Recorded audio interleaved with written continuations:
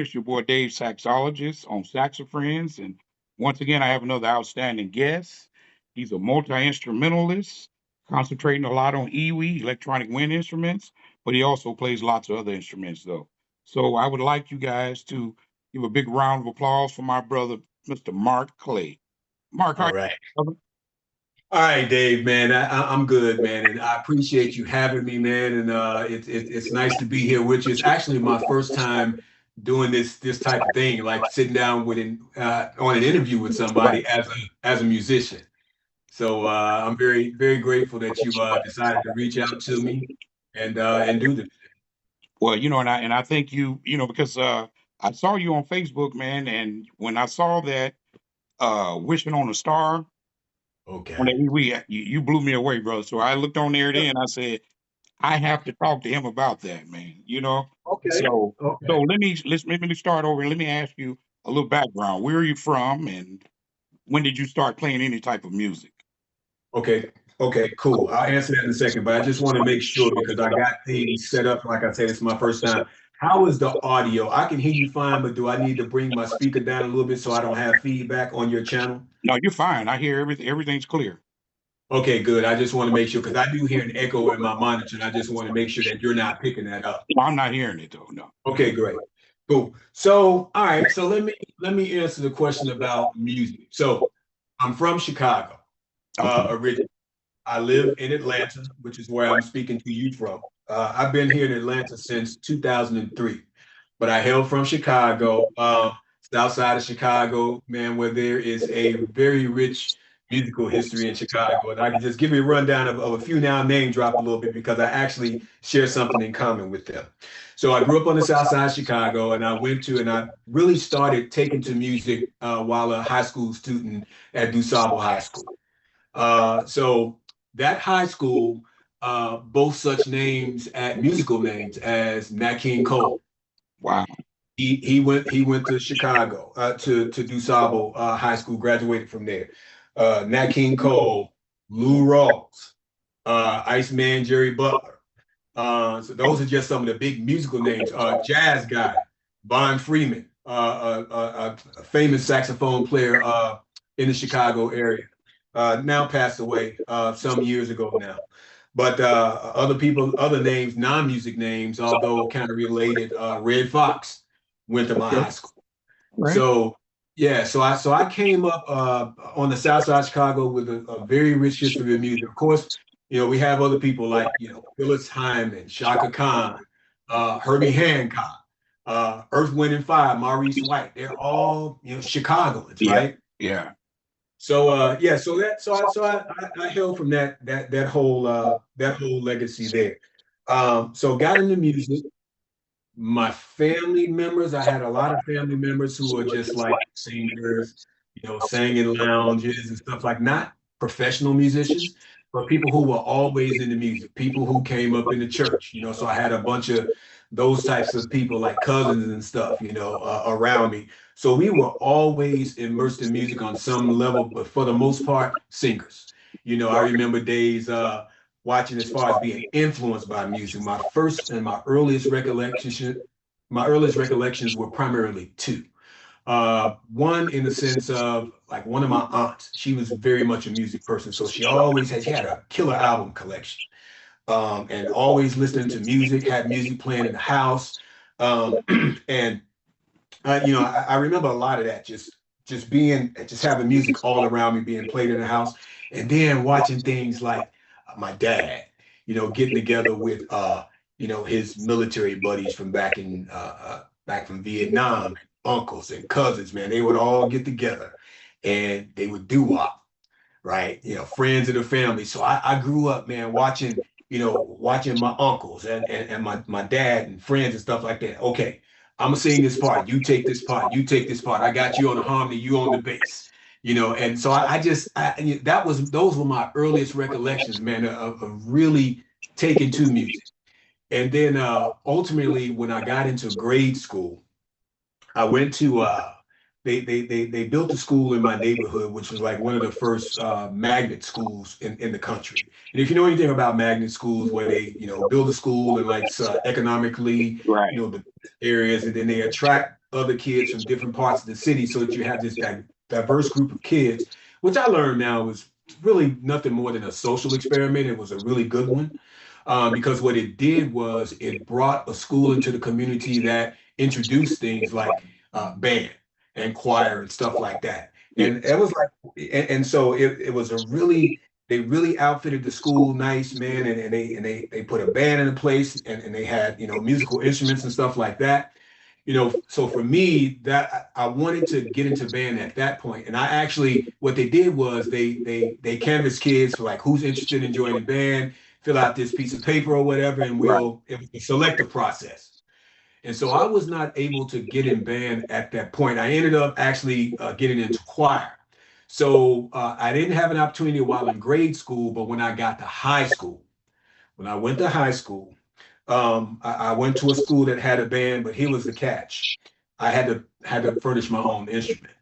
And so that presented a problem for me because I really came from nothing from an economic perspective, so we really didn't have the money to get me out there and buy an instrument. So what we did was going to this high school. My mom, she rented, we rented an instrument, and so I went to the school, and as a freshman, I took up clarinet, and that was my first experience as an instrumentalist.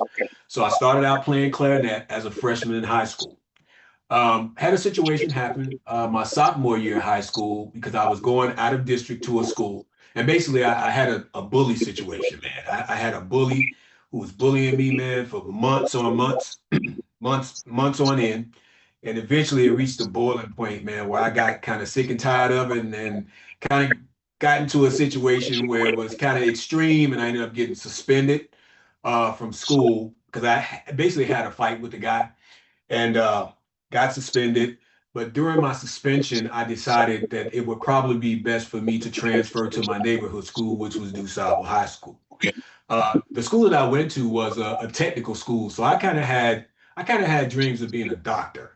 When I was a kid, and that was my goal, and so that's why I went to that school. It was technical and science academy, that sort of thing. And so I ended up transferring to the general high school, which was my neighborhood high school, and that was my middle of my sophomore year. I went there as a clarinet player, but then they brought in a new band teacher because they had this old Czechoslovakian guy, man, who really couldn't relate to the students. And when I got there on the scene, man, it was a situation where we had dudes, they might have had 35 kids in the beginners band class, but there was only maybe about 8 or 9 of us that sat up front of the semicircle with the band teacher, and the rest of the dudes, they were off in the corner smoking weed, shooting dice. It was crazy, right? So what they did was that following year they brought an alum back who had played under Captain Walter Diet, and he played, and he was a pretty serious guy. So they brought him back. He transferred from another high school, and he came and shored up that whole situation. And what he did was he reached out to a lot of the alumni from the previous years, who, like I said, we had a lot of famous, quite a few famous people that they kind of plugged back into those networks of previous people who had graduated from there and was part of that tradition. And so they tried to restore that. And it was at that point the following year that I switched over to saxophone. And my plan was to actually play alto clarinet. But all the alto clarinets were in disrepair at the time, and all they had was saxophone. So he gave me E flat alto saxophone and said, "Play this." Yeah. And so for me, it was an easy transition coming from playing clarinet as it was. So yeah, that's how I got into to playing sax. How So was you developed your ear all this time with all the doo-wop, all the music? Your ear was developing at that time with all the singing and stuff too, wasn't it? and I probably didn't realize that at the time, but now that you present it that way, and I never really even thought of it until you mentioned it just now. But yeah, obviously having people around me it's like when you're learning to speak as a child, right? You're in the house with your parents, they're speaking stuff to you, you're only making sounds, but at some point you begin to develop the language, right? So I guess the same thing can be said about music. You know, when you got people around you that are harmonizing and singing and stuff. Then my grandmother at one point in her house, I think they found this piano. I don't know where they found it, in an alley or something, but they brought this piano into the house and she had this piano. Wasn't quite, necessarily in tune, but having that piano in the house gave me an opportunity to then sit down and do stuff and learn to play the boogie woogie and stand by me and stuff, just simple stuff, right? Just in C. And so, yeah, it was just a combination of those couple things, I think, that probably helped me to develop my ear. So, Yeah. so how many instruments do you play right now? So I like to say eight. Now, when I say play, I look at it in the sense of there are many instruments that I play, but I'm more fluent on certain instruments than I am others. I'm most comfortable on woodwind instruments. So we'll start out playing when we look at woodwinds. I played pretty much all the woodwind instruments. I played I played all of the saxophones with the exception of soprano. And when I say played them, that's pretty much in band, symphonic band in college, jazz band, having to double off on certain instruments. So I played all the saxophones with the exception of soprano. I play flute, clarinet. I played oboe. I play a small amount of trumpet, and I have a cornet, like a 1921 cornet, Connu Wonder cornet that I have that I started playing that a little bit. I play keys. I play drums. I just recently took on bass after all these years, and I really wish that I had taken up bass many years ago. And the primary the reason that I didn't because it's a bass clef instrument, and I've always kind of come up in that mindset of I'm a treble clef player. I don't want to think bass clef and have to shift around and stuff.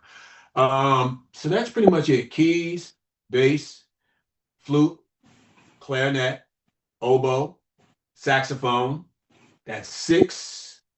I don't know if I left off a couple, but yeah, but those are the ones that I pretty much play fairly fluently. Do you have relative pitch or do you have perfect pitch? I do not have perfect pitch. And I was just thinking about that just recently because I find myself when I'm practicing my material, I was telling my wife, I was like, man, my relative pitch is getting a whole lot stronger, with being able to hear those intervals and do things that are intuitive on the instrument. So no, I do not have perfect pitch. I'm kind of glad I don't have perfect pitch.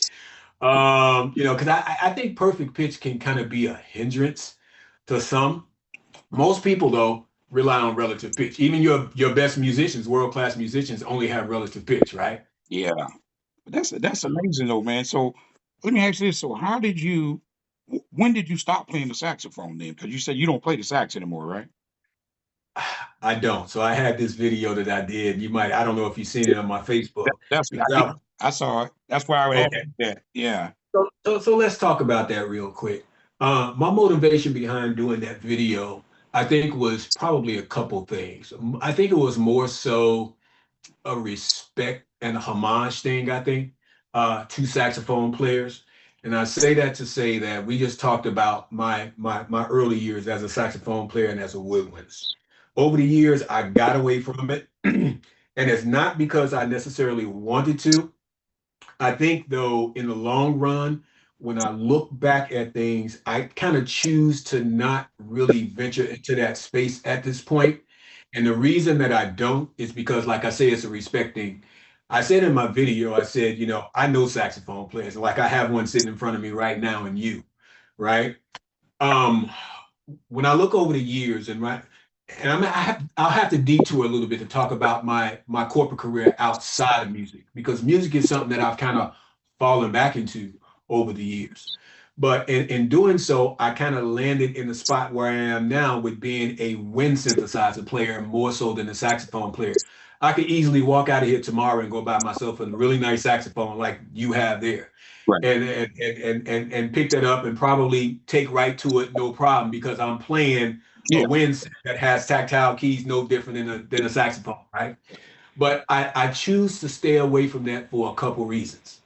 I think more so because of the fact I haven't spent my adult life playing saxophone and putting in the work like you just talked about you were doing, right? I think um, as I've gotten into my later years, it's a lot harder, I think, to build that technical skill as you get older than it is when you're a younger cat. See what I'm saying? Has that been the way it's been for you? Yes, yes, exactly, bro. It's harder. I'm 66 right now. I'm taking lessons again, and Mm. it's harder. Yeah, it is harder. It's harder to retain, But I just keep going, or repetition, you'll get there, though. Absolutely, absolutely. And so I've avoided that space because and then the other thing I know when I sit and I go see saxophone players play and I sit in front of them and I played in bands with them and I'm like, man, I ain't got it like that. That's kind of my thing. And so I think psychologically, there's a part of me that has some timidity that's timid about it Right, because I know that once I step into that space, then now that means and not that I'm in competition with anybody, but it means that I'm going to be judged right. at that particular level, right? And so I'm not the guy, and I've never been the type of guy no matter what instrument that it is that I'm playing. I've never been an overly choppy guy and super flashy and stuff like that. Like everybody seems to like to play fast. Yes, That's not my thing. right, That's never really been my thing because I like being more musical with things and I like feeling things. And that's not to say you can't feel stuff when you're playing fast because many musicians prove that's very easy to do, right? But I think I'm just wired mentally a certain way to where I just never gravitated toward that thing. yeah, And so that's why I think I don't venture into that saxophone space because I think it would commit me to to becoming that bebop guy, yeah, to be able to stand on the stage with anybody and be able to do that. And I just don't feel like I have it in me at this point to do that. And so I've had to find some level of comfort and peace with just feeling, what I do with the wind synthesizer. And because also I think, Dave, the fact that I'm more so, if I had to present myself to anyone in a musical sense, I would say I'm probably first and foremost a composer and a songwriter than anything. And so with that, I think that's why I think I gravitate more so toward being that wind synthesizer guy because the fact that it allows me to be in my ultimate comfort space yeah. of being a composer and a songwriter. And you know what, man? And the thing about the EWI is, yes, it's electronic or whatever, but you still have to know how to play the saxophone to play it, though. So it's still not. I mean, you know what I mean? It's just because Absolutely. I got the YDS 150. That the Yamaha? Yeah, the Yamaha. Yeah, the one that looks Okay. like a soprano. Yeah, I Yeah, got. yeah, yeah, yeah, yeah. It's got like That's been seven. around a long time. Yeah, I got 73 voices on it, but most of Exactly. them use flute and some of the sax centers. But the one Okay. what is the one you have? The model and everything. What is that? Okay, so the one that you might be able to see it in the background right here, right here. Yeah, So this right here, and I'll just grab it real quick. yeah. This right here is the ASM Diosynth.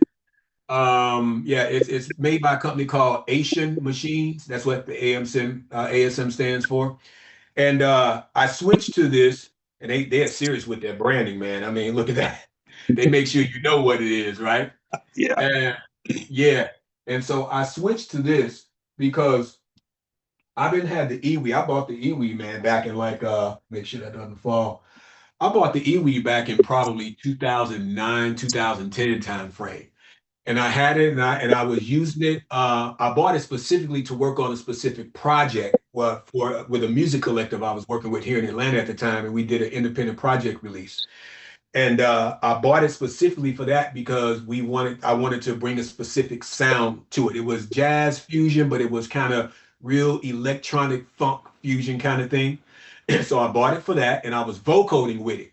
And I was actually inspired to vocode with the Iwi 4000S after watching Mike Phillips do it, Oh yeah. right? Like the talk box, you mean? Kind of like the talk box? Yeah. Yeah. Okay. He innovated that whole thing on the Iwi. That was my first time ever seeing somebody vocal with the Iwi, and it was with Mike Phillips doing it. Now it wasn't with the tube in the mouth. He used a microphone. Okay.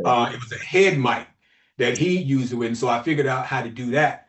And so I using it in studio, vocoding, and then went out there, did some live performance with it, vocoding with it as well.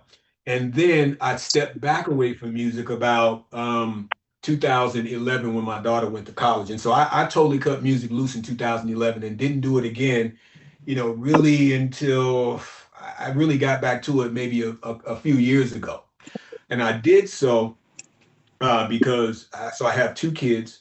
And when my daughter went to college, I had a younger son, and he was at the time about he would have been about 7. And so I felt like I needed to be present in his life at that point, since my daughter was gone, his big sister was gone. So essentially, he became an only child at that point, right? And so, even though I was back out there doing music and had done 2010, had a chance to perform on one of the stages at the Atlanta Jazz Fest with this music collective that I just spoke to. And so things were going okay with that, but then I decided, okay, I'm gonna step back from it. Because music, when you do music, man, even though I've been a career guy the whole time, it's like a double life that you live, and so you're out there, you're hanging out late nights, having practice sessions, rehearsals with people, you're doing a gig here, and then you still got to get up and go to work the next morning, Yeah, yeah. And so it was like that for me. And so I just decided to just take a step back away from it. I still had a studio in the house. I've been had a studio in the house since 1996. I mean, I've been recording on some level since like 96 Okay. and working on independent projects. And so, yeah, I did that, but I just stepped back away from it, man, to just be fully present with my boy while my daughter was in college and stuff. And, some years ago, I kind of got back into it and picked back up. And then it was only recently in the past year that I broke out my eWee again. I pulled it out the attic Yeah. and I started working on an independent project. I was like, okay, I'm gonna get back into this wind instrument thing and try to maybe put myself out there for the first time as a solo wind instrumentalist, which I had never done. I've been playing keyboards when I was doing the music collective thing, and I was as a keyboard player. So Okay. I was supporting, a couple independent up and coming artists here on the local scene. So I would get out there and do that whole thing. At one point, I thought I was going to do the D'Angelo thing and do some singing and sit down at a Rhodes. I had a Rhodes Mark 73 that I was as a songwriter. So I was singing and playing. I was playing drums in church. So I was doing a little bit of everything, man. Jack of all trades, master of none kind of thing. And yeah, but once I fell back, I just kind of cut it loose. And then when I got back to it, broke my eWee out, started working on this latest project that I released before the end of last year, My Rhythm, which is streaming on all platforms. It's right away. And that's what Wishing on a Star Yeah. is on that project. Right. And so that's me playing everything. That's me playing bass on it. Drums, all that. That's me playing keys, eWee, everything you hear on that project is me. But then before I released, I had one other single release I was going to do, and then the eWee died on me. In fact, it was Christmas morning. I got up and I was going to do a Have Yourself a Merry Little Christmas. I was going to do that, kind of just wish everybody a Merry Christmas. So I was in here with my bathrobe on. I was in the Christmas spirit, and I started playing it, and there's a bad ground fault somewhere in the circuitry and the thing, and it started acting funny. And I had that video posted, and it tore me up, man, because I had got most of the project done, and so I was really looking forward to getting out there. I'm pointing it, sitting off in the distance right there, so I'm looking at it, getting out there with that thing, and then bad timing. A Kai Corporation, for some reason, I think it's because of the tariffs and because of what's going on with the supply chain, they had them on back order. Ah. So I had placed an order for one back in October, and I had some releases upcoming that I was looking to do.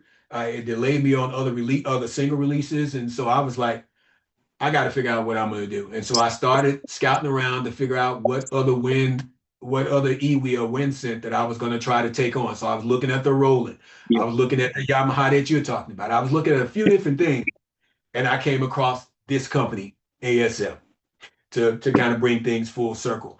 And so I kind of explored them a little bit, did a little bit of research on them, and caught a couple videos of guys playing them. And they're a new company. There's not a lot of guys out there playing it. And that's another reason that I kind of latched on to it, because I'm definitely the first brother that's playing it and doing what I'm doing with it. Yeah. Yeah.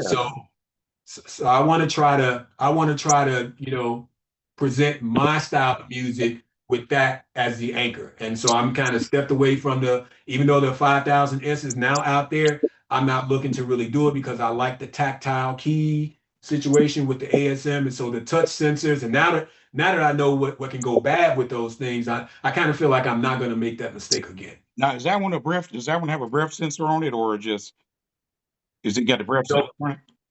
yeah, so the cool thing about the dial set, the thing that I really love about it is in addition to having the tactile movable keys, real keys, it also has a mouthpiece that's just like a reed instrument. So I have a reed on the back of this, just like you have on your saxophone. I don't know if you can see it, Yeah. but it actually has a reed. It Okay. actually has a reed on the back of it. It's a plastic reed, and inside there, there's a sensor inside there that's still able to sense the breath and all that kind of stuff. Yeah. So it's kind of like a best of both worlds scenario. So I got an actual reed that I can bite down on, and still get that same effect. So yeah, it also prepares me to being able to swap right back over to an acoustic horn if I ever want to. I don't have to worry about my armature. Now, when you're out when you're performing, do you have to hook that up to an amp? You got an input for an amp? Yeah.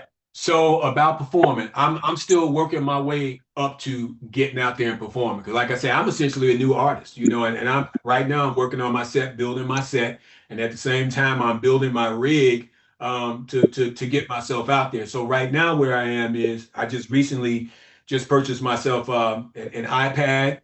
I actually started out with a looper, it's something called a Roland. Roland has a unit that's called what RC 600 or something like that. But it's a looping. It's like a stomp box, a pedal, right? A pedal board. That you find a lot of like one man band type of outfits that people are doing now because so many people are multi instrumentalists. Yeah.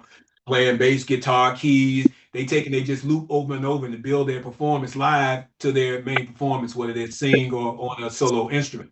So I bought one of those, but I could not get it to work in my particular setup. So what I ended up settling on, um, I bought an iPad where basically I take and load up my entire set, all my show tracks into that, and then what I will do is I have a USB interface, Scarlett, that I use to record my vocals and everything into my DAW, right? And I'll get I still have to get myself a direct box so that I can go into the front of house system whenever I go into a venue. I can just take and run an XLR, from my iPad to my interface to my direct box, then out to the mixer to the house system. So that's kind of like how I'm doing. But right now I'm kind of, just working on building all of that up, here in the crib, as I'm practicing and getting proficient with my set. Hey, let's talk about that "Wishing on a Star," man. I'm telling you, bro, you did such a great job on that. Can you talk me Mm. through that, man? How'd you come up? How did you pick that song? And your arrangement was just awesome, man. Talk to me about that. Really? So I want to say that I really appreciate that. And one thing about me, I leverage as far as my arrangements go. I think, as a musician and as a producer, as a composer, you kind of look at what's going on around you and you look at what everybody else is doing out there and the trends in music and that type of stuff, right? And you're dealing with what the young folks are doing and that whole thing. And so a lot of times I'm at that age where I'm kind of battling. As a Gen X, I battle that because I'm an older dude, but at the same time, I dabble in that other space and have that sensibility as well. So, but with my arrangements, and I think what drives my arrangements a lot of times is I try to incorporate my classical background, right? Because I came up, I was a music major in college. So the one year that I went to college, I actually went as a music education major. So, I played in symphonic band, I played in jazz band, I played in wind ensemble as well. So I have a classical background. And so I take and I like to pull a lot of my classical elements of inspiration. I take and pull a lot of the gospel stuff that I came up around, gospel and blues type stuff, Right. and then that jazz and funk flavor growing up as a kid of the 70s. So I had all the Earth, Wind, and Fire and all the Parliament Funkadelic and all the Brick and all that kind of stuff. Right. Right. So I just take and I just bring all that stuff together. And so when I settled on Wishing on the Star, I was a big fan of Will Downing, when he first when Yeah. he first got out there. And so what you hear in that arrangement is you hear my instrumental version or interpretation of his arrangement because you got the Rolls Royce version, Right. but then you got his version, which is real buttery smooth the way that he sang it. So I try to emulate what he did on his arrangement, but at the same time, still put my own spin to it.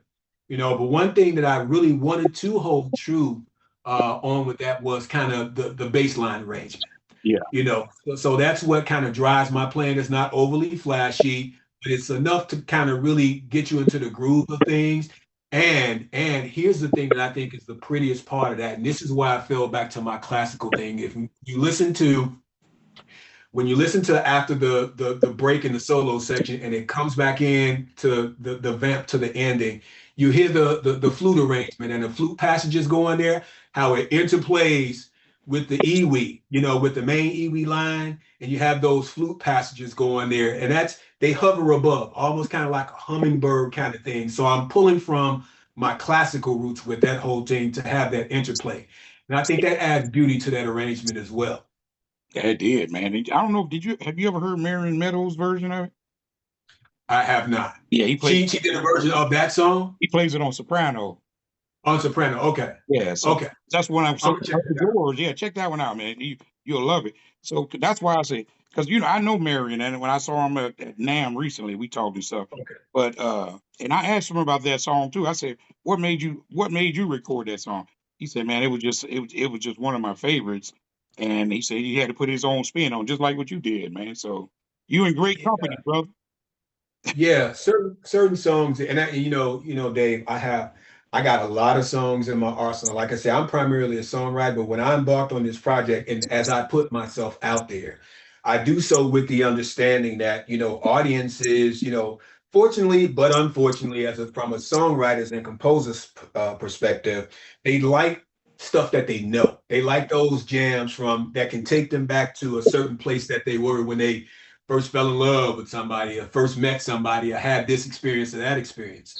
And so, I got a complement of songs, man, in my arsenal that I'm waiting to drop on folks that are already done, but I'm just kind of being strategic in how I release stuff. But I got some stuff that's gonna really take people by surprise, as far as remix that I've done. And I'm talking from all eras, stuff from the 70s, 80s, I'm talking some of the jams that I got out there Yeah, that I'm gonna have an opportunity to perform live, in front of people. But some songs just do that. yeah. They just do that to you, man. They just like I got this one that I'm doing, this Erica Badu joint that I'm going to be releasing soon. That I've been collaborating with guys. Or I put that was a post I put out there over the last few weeks Okay. to kind of to solicit a couple brothers to get on that collaboration. So I'm producing that. That's all a remote collaboration that I'm producing that. So I'm going to be releasing that soon. And again, that's going to really my interpretation of that I think is going to be real cool because I before I embarked on that, I went and kind of sniffed around to see if anybody had tackled that song. And from what I was able to see, there's only been one group that touched that song since it was released maybe 20, almost 25, Yeah, it was a at long time. least 23 years ago now. What a great Um, it was. So, yeah. And so I think with me being bold enough to touch that with my particular with my particular style of arrangement, I think is gonna be pretty special. And that's the one thing I do want to do is even understanding that I might not be the level of saxophone player that the next guy or gal might be. When it comes to my arrangements, when I present my arrangement, I want something that's going to really hit people so that when I'm performing it live on stage, even though a live band behind me, once I get them, I won't have the full complement of my arrangement, right? right. But I think with the release studio version, I think I can take people to a pretty special place, with my particular style of arrangement. And you know what? So right now, what you're doing is, there's not a lane where it's like 8,000 people doing it. So you're actually in a good, it's a good genre to be in right now if you want to, do that. But I see in your future though, I think you're going back to the saxophone too. I think you're gonna play both. I yeah, you too good, man. I know you're gonna probably pick up another sax too, man. You know, I might do that, and I think it might be one of them situations where I'll do it just to prove to myself that I can do it, and to show other people that okay, I'm gonna show y'all that I can do this thing. So I might have a thing where I might have a song, that I do in my set where I'll pick up that acoustic horn and do a little something, something. do your thing. You know. So, hey, did saxophone? Okay, out of all the instruments that you play, which one gave you the most trouble? Which one was the hardest to learn? Let me see. Let me think about that. Are we gonna just talk woodwinds or just all of the instruments? Period. Hey, the 8 instruments you play, which one was harder for you to get it down? Um. So, oh man, mm, that's a tough. See, I want to say one of the woodwind instruments, but I think I would be. I think I probably wouldn't be necessarily telling the truth because with a woodwind instrument, you know what? I do know the one that was the hardest one. I do. I would say flute. Mhm. Flute was probably the most difficult one for me. Even oboe being a double reeded instrument, once my chops and everything and my arm and shit was straight, I really didn't have a hard time. I had the hardest time with flute. And the reason I had the hardest time with flute is because you're having to blow across that open hole. So instead of putting all your air into the instrument, you're blowing across that open hole. And especially when you're new, do you happen to play flute? I don't, but I interviewed Althea Renee the other day, and she Uh-huh. pulled out a head joint and did what you're talking about, saying it's so Uh-huh. hard how hard it is to play in tune with the flute because you have to blow, like I said, then you have to turn it this way and that way. That's what she Yeah. said, though. Yeah. Yeah, it really was. Some of the fingerings are slightly different, but it's just something about having to put your air across that hole and and have proper dynamics and with the lightheadedness, which of course after a while you don't deal with the lightheadedness once you've been playing for a while. But that was the hardest one for me to take on because of that fact. And then it's just not putting your air into the instrument if you so as a saxophone player, most of the time I played flute was doubling off. So it might have been a situation where I was playing in jazz band and we played a Latin joint like a samba or something like that or a bossa nova, Right. and you had to switch over to a flute or a clarinet. But most of the time it's a flute, and so I didn't really get a lot of reps in on flute. It was mostly in those situations. So once I learned how to play, I just kept my skills up fluid enough to be able to handle passages when I had to double off on it. Okay. Because for the most part, I was pretty much on saxophone. I hadn't played flute since college though, as far as an acoustic flute. So now I just dial up a patch, on the EWI or the wind synth, and I'm good. So let me ask you this: who are some of your favorite sax players, any genre? I would have to say, without a doubt, my favorite saxophone player at this point, I can say without a doubt, is Mike Phillips. Mike Phillips? Yeah, Yeah, Mike's a bad yeah, boy. yeah, absolutely. So have you had a chance to see him live perform? I have. I actually saw him out here some years ago, and then I met him 2 years ago at the NAM show and saw him playing over there too. Yeah, he's a great guy too, man. Absolutely. So I've had a couple opportunities to spend some personal time with Mike. Okay. Yeah, he came. There was a sister some years ago, man. She was living with a deadly lung disease, that eventually she succumbed to, and there was a benefit that was done for her at a local venue, and Mike was on that show, and I met him just over social media, man, and just vibing back and forth, having conversations and stuff, having that common thread of saxophone, and ultimately connected with him, at that show, and got a chance to really sit down and talk to him. Got a chance to hang out with him in the green room and stuff, and talk with him.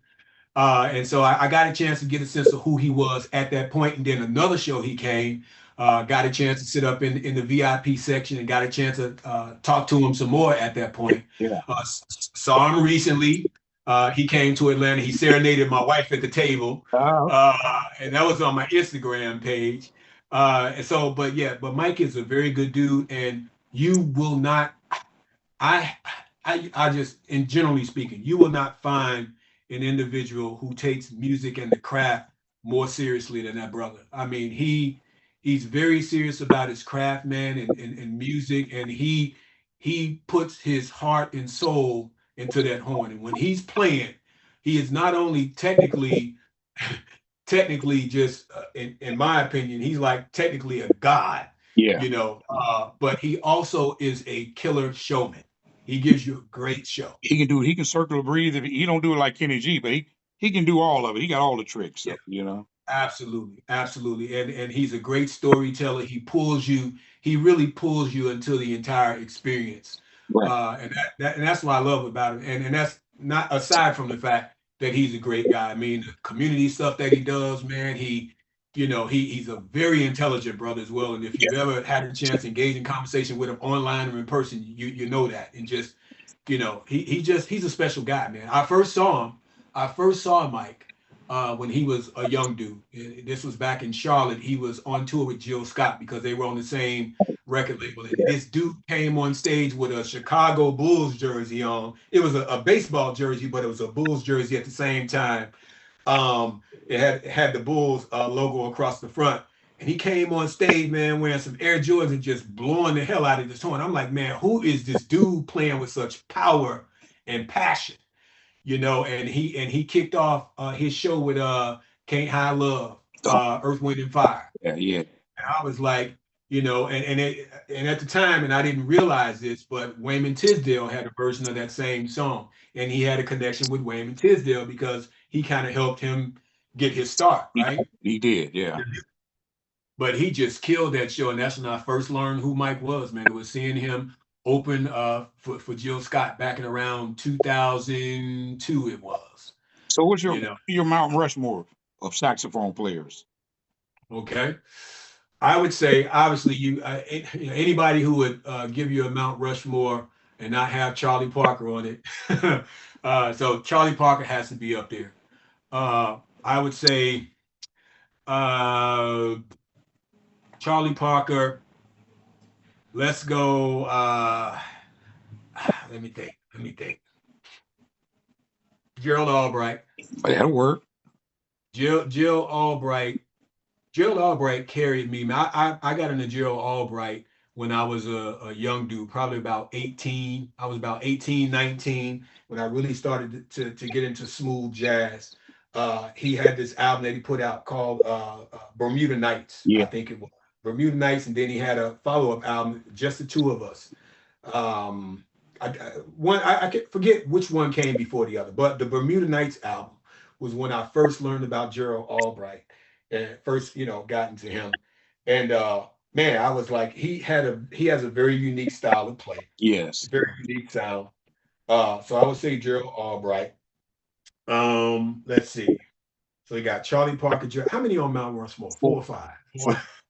Okay. You can have five. So, Give everybody five. It's hard to go four. Take five. huh? Take All five. right. You take five. You're not trying to give me a hint, are you? When you say take five. So we'll go with John Coltrane. We'll put John Coltrane up there. So Charlie Parker, John Coltrane, Gerald Albright, and then because I said Mike Phillips, he's my modern day guy. I got to give it to him, man. He's my guy. Obviously, there's so many others so many other greats out there. There really are. So Yeah. I give you mine. John, have you ever heard John Clemmer? No. Okay, John Clemmer. You need to check him out though, man. He did a song called Touch years ago. Okay. He's done like 28 albums. He's a great player though. But sometimes Okay. So he's been around a while. he didn't get the same shine as some of the other guys, but he's just as good. And then Okay. Sanborn, bro. I had to have Sanborn on there. I was gonna say David Sanborn, but I only got four. And then I only got got Whalum Kurt Whalum. Okay. and my Stanley Turrentine. Okay. Yeah, yeah. So I got up on Stanley Turrentine. I got up on Stanley Turrentine when I was still a young guy as well. I got one. I forget the name of the album, but I got one Stanley Turrentine album down on cassette. Yeah. So yeah, Stanley Turrentine. But yeah, man, there's just so many great, man. I mean, you got Grover Washington Jr., which that's actually Mike Phillips's Grover. He sat at what he did was he had an iPad, and I never forget. He pulled out his iPad. We were sitting at the bar out in the club venue area, and he showed me on his iPad, and it was him and Grover Washington Jr. He had the biggest smile on his face. He was with his hero, but Grover is one of his major influences Yes. and mentors. But yeah, I mean, how can you not, how can you not put Grover up there as well? I know. The classics of, the Wine Light uh, album, classic album, the work that he did with Bill Withers, and even the Strawberry Moon album was Oh when yeah, I really got that was a into, great one there, man. Yeah, Strawberry Moon yeah, the song itself was so yes. smooth, wasn't it, man? Yeah.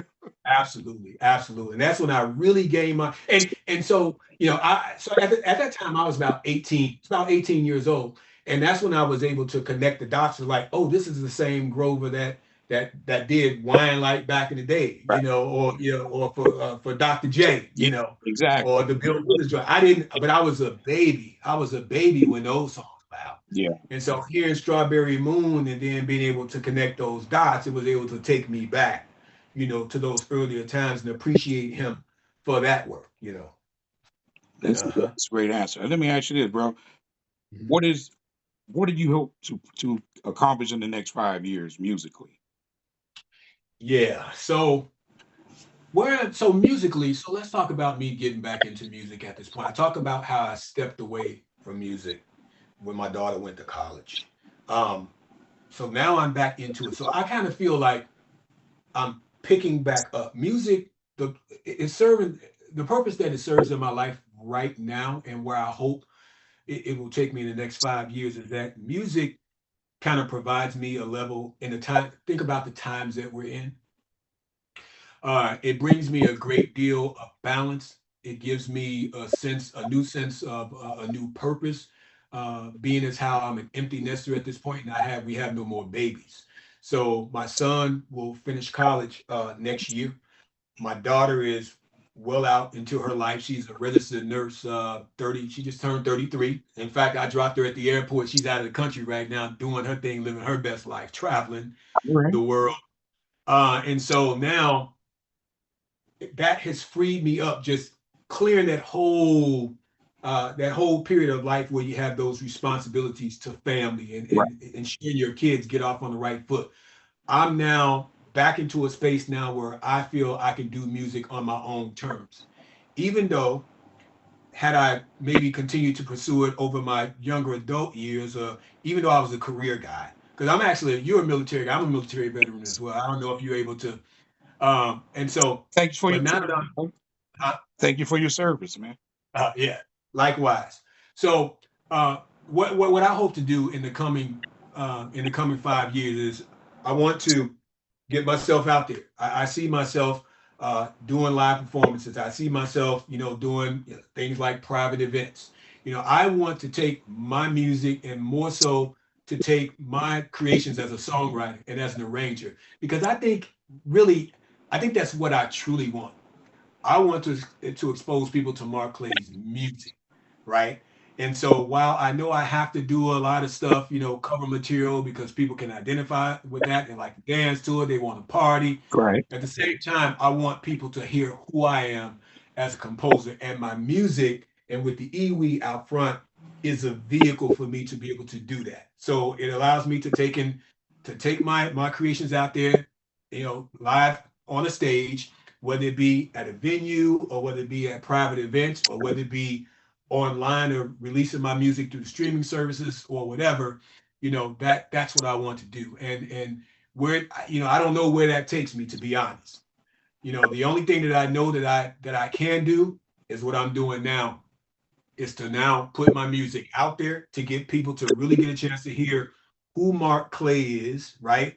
As an instrumentalist and what my sensibilities are in bringing those melodies and everything to life through that wind instrument, and then let it do what it does. And if that creates a demand for me out there and I can build, a loyal following and people who want to hear my creations in that fashion, then so be it. And we'll take it as far as it can go because I'm getting to the point, bro, where I'm getting ready to retire early in the next couple of few years. Good for you. So I got a lot of time. I'm going to have a lot of time on my hands, and that is it's going to allow me to do that. Yeah. You know, to really do what I couldn't do because I was, raising my family, taking care of my family, whether it was during my military career or even as a corporate guy.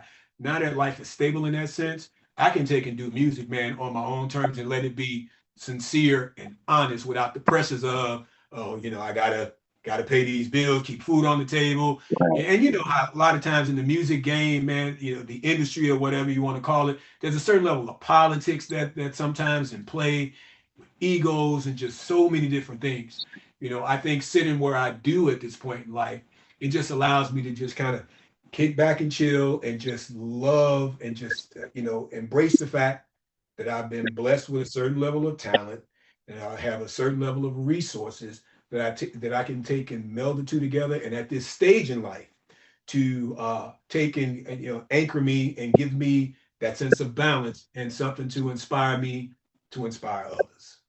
You And know, that's I tell you what, Mark, man, I really love your attitude, your positivity, and it's gonna take you far because you got the goods already. So you just keep putting in the work like you're doing, brother. And I know I'm gonna be hearing about you. I'm gonna be hearing more from you, brother. You know?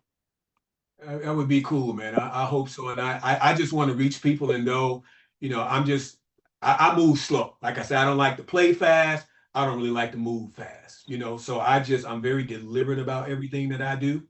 I do it with no stress, no pressure, and I just let things flow. And what comes out of me, and when the time is right to move to that next point, and I do that, So the next thing for me really is to get out there and get outside of this room where I'm doing all of this creating and stuff and get out there and start now networking with people on the local scene, putting myself back out there as an instrumentalist rather than being a support guy behind somebody else, playing keys for another artist Right. who's out. So now it's time for me to get out there and do that for myself. And you're in a good area too in Atlanta. You guys, it's a lot happening with the music scene out there. You know. Yeah, yeah, So keep on, definitely. you just keep on keeping on, brother. You know what? I tell you what, man, this has been a pleasure to meet you, brother, and talk to you, man. Like, I like your style and your flow, man. You know. yeah, yeah. And I love what you're doing too, man. That this platform that you have, how long have you been doing this particular channel? You know the guy I was telling you, Mark, John Clemmer. Last Okay, August, I asked him. We were on Facebook, and I said, John, you should let me interview you. He said, okay. I didn't really expect him to say that, so I started August. The first time I did it was John Clemmer. I did him twice. Such a okay, wonderful man, and he gave me right, enthusiasm. He said, Dave, you can do this, man. He said you're pretty good at this, man. I said, what? So now I've interviewed like Paul Taylor and okay, yeah, Marion Meadows and okay, a lot of people, man. So, yeah. yeah, I just love talking to musicians, man.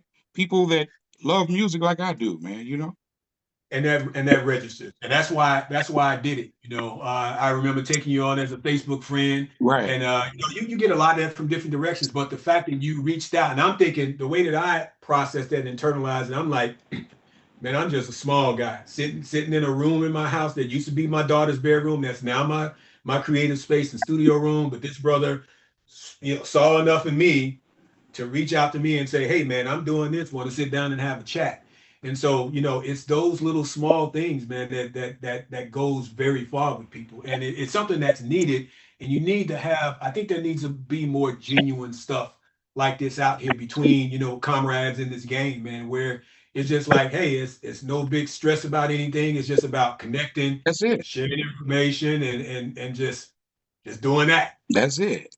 All right, So Mark, that's real cool. before we go, Mark, can you give everybody your social information or how to get in Oh contact yeah. with you or what have you?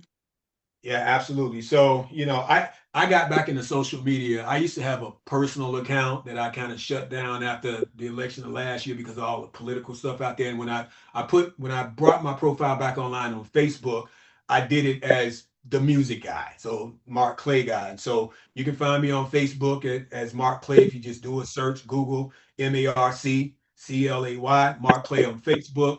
I'm on Instagram at Marc Clay Music. Do a search for me there. You can find me there. I have a TikTok account. I don't really do TikTok too much, and I don't use it a whole lot.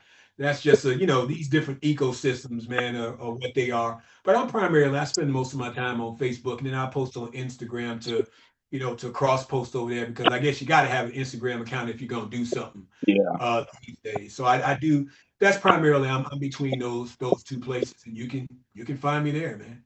All right, Yep. Mark. Hey, man, I really appreciate your time, brother, and keep doing what you're doing, man. Mhm. just stay in touch, man. I'll be checking on you. When I see you Yeah. driving something, I checking on you, you know. I appreciate that, man. I'll be watching out for you as well. I went out there and kind of got a sense of what you do with these, so that I would be somewhat prepared, for the conversation. But yeah, man, you keep on keeping on too, brother, and doing your thing. I was pretty amazed to hear you say that you taking lessons again. I was like, wow. That's because I play in the church now, man. So Okay. I don't really, I know my scales and stuff, but I Yeah. haven't developed the ear just yet. So, Okay. so Okay. I'm working, man. I'm trying to get it, bro. Yeah. You know. I feel you. I feel. I'm gonna check you out. You have videos out there of Yeah. you playing Yeah. at church? Okay. I'll be sure to check that out, man. And yeah, and I appreciate you. And anytime, we can circle back around for, an interview at some point, once I start doing some things and I can update you on some things, and we can even have some other conversations about things that we didn't get a chance to talk about this time, like, Works for you me. know, I appreciate how I balanced my military thing with the music thing at one time. Just so much we can talk about. All right, Mark, you take care, brother. It was a pleasure talking to you, man. All right. All right. Take care of yourself, man. All right, brother. Ladies and All gentlemen, right. Marc Clay. You can check him out on Facebook, Instagram, and all that good stuff. The brother plays a mean Iwi. So check him out. All right, you guys take care. All right, bro.